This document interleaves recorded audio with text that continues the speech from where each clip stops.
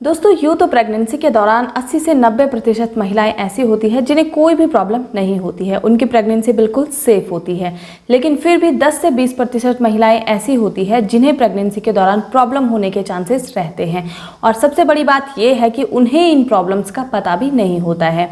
तो दोस्तों अगर आपको कुछ ऐसे खास संकेत बता दिए जाएं या फिर कुछ खास सिम्टम्स बता दिए जाएं जिनसे कि आप आसानी से आइडिया लगा सकें कि आपकी प्रेगनेंसी हेल्दी चल रही है या नहीं चल रही है, तो आपके लिए जानना बहुत ज़्यादा आसान हो जाएगा कि आप किस तरीके से अपनी प्रेगनेंसी को सेफ रख सकती हैं। तो आज की इस वीडियो में हम इसी बारे में बात करने वाले हैं कि आखिर आप कैसे जान पाएंगे कि आपकी प्रेगनेंसी हेल्दी चल रही है या नहीं चल रही है। जानने के लिए वीडियो को जरूर देखिएगा एंड तक बिना स्किप किए, और अगर चैनल पर नए हैं तो मेरे इस channel pregnancy care and advice को सब्सक्राइब जरूर करें, साथ ही बेल आइकन को भी प्रेस कर दें ताकि आपसे आगे आने वाले वीडियोस के नोटिफिकेशन मिस ना हो। तो दोस्तों वैसे तो किसी भी महिला के लिए ये सोचना काफी ज्यादा दुखदायक होता है कि उनके साथ ऐसी कोई कंडीशन हो जिससे कि उनके बच्चे को कोई खतरा हो, लेकिन फिर भी आपके लिए ये जानकारी बहुत ज्यादा जरूरी होती है कि ऐसी कौन सी कंडीशन है जिनमें आपको या फिर आपके शिशु को खतरा हो सकता है।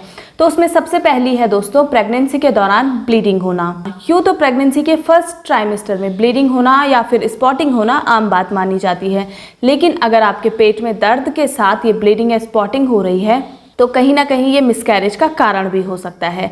इसके अलावा प्रेगनेंसी के सेकंड ट्राइमेस्टर में अगर आपको तेज दर्द हो रहा है और ब्लीडिंग या फिर स्पॉटिंग हो रही है तो ये एक बहुत बड़ा कारण बनता है एबॉर्शन का।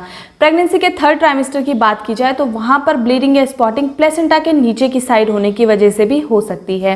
तो अगर आपको इसकी वजह से ब्लीडिंग या स्पॉटिंग हो रही है तो इसमें घबराने की कोई बात नहीं होती, लेकिन अगर तेज दर्द के साथ आपको ऐंठन पेट में हो रही है और उसके बाद आपको ब्लीडिंग हो रही है तो हो सकता है आपकी अर्ली डिलीवरी का ये सिम्टम हो। तो अगर आपको ऐसा कोई सिम्टम महसूस होता है तो आपको तुरंत बिना देरी किए अपने डॉक्टर के पास जाना है।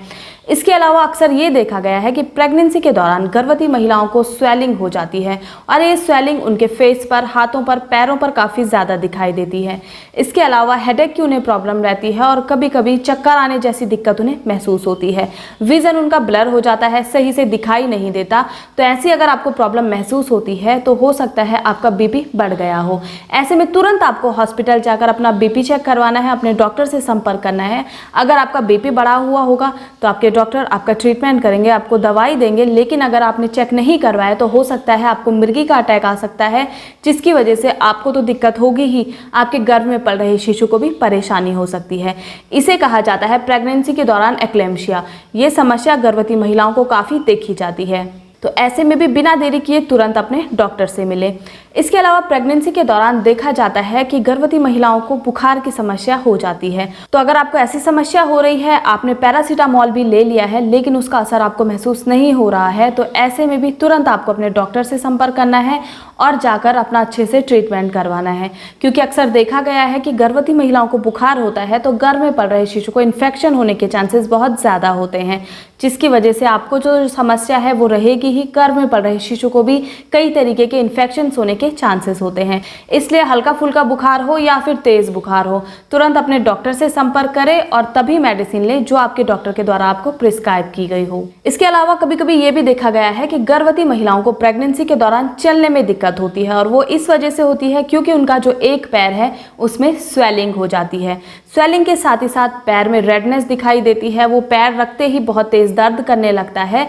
तो ऐसे में भी बिना देरी करे तुरंत अपने डॉक्टर से मिले, क्योंकि कभी कभी प्रेगनेंसी के दौरान जो आपका पैर दिक्कत कर रहा है उस पैर की जो वेन्स है यानी कि जो नसें हैं उसमें ब्लड क्लॉट हो जाता है, जिसकी वजह से भी आपको दिक्कत हो सकती है। इसके अलावा दोस्तों प्रेगनेंसी के दौरान अक्सर ये देखा गया है कि बेबी की मूवमेंट प्रेगनेंसी के अंतिम दौर में कम दिखाई देती है।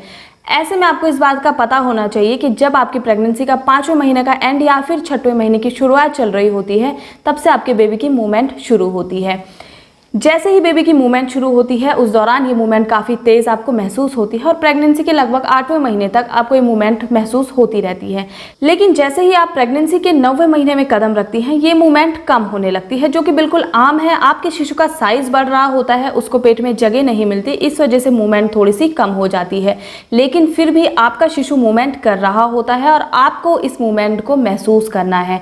यहाँ तक कि महसूस के साथ साथ ट्रेस इसे करते रहना है कि कितनी देर बाद आपका बेबी मूवमेंट कर रहा है। क्योंकि बहुत बार ये देखा गया है कि गर्भवती महिलाओं का 9वां महीना चल रहा होता है और बेबी पेट में मूवमेंट करना बंद कर देता है, क्योंकि बेबी को अंदर जगह नहीं होती है। हो सकता है उस तक पोषण ना पहुंच रहा हो या फिर ऑक्सीजन ना पहुंच रहा हो, जिसकी वजह से उसने मूवमेंट करना बंद कर दिया हो और शिशु अंदर खतरे में हो और आपको लगभग 2, 4 या 6 घंटे तक बिल्कुल भी मूवमेंट महसूस नहीं होती है, तो आपको तुरंत कुछ ऐसा करना है जिससे कि बेबी हलचल में आ जाए।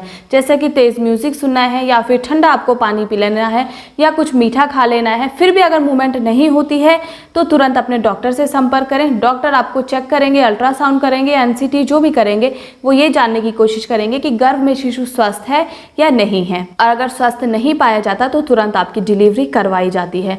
नहीं तो अगर आपने लेट कर दिया तो आपके शिशु के लिए ये खतरा बन सकता है। तो ऐसी कुछ कंडीशंस होती हैं जहां पर बेबी का मूवमेंट करना बहुत जरूरी होता है और खास तौर पर जब आप खाना खाती हैं उसके 1 घंटे के बाद आपको बेबी का मूवमेंट काफी तेजी से महसूस होता है, या आप सो रही होती हैं तो उस दौरान भी आपको आपके बेबी का मूवमेंट काफी तेज महसूस होता है।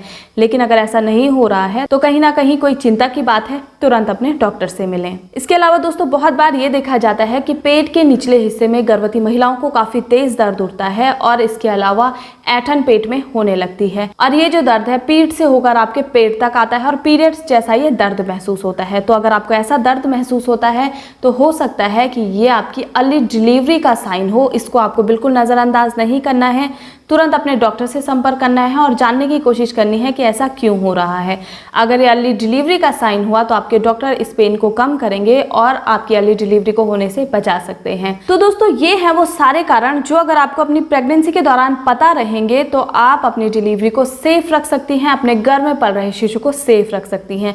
कोई भी ऐसी कंडीशन आपको दिखाई देती है तो आप तुरंत अपने डॉक्टर के पास जा सकती हैं।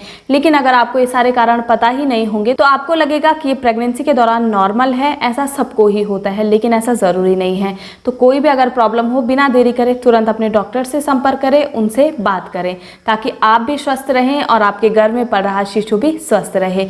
मैं उम्मीद करती हूँ ये जानकारी आप लोगों को पसंद आई होगी। वीडियो अगर आपको पसंद आती है तो वीडियो को लाइक शेयर जरूर करें। मिलते हैं नेक्स्ट वीडियो में। धन्यवाद।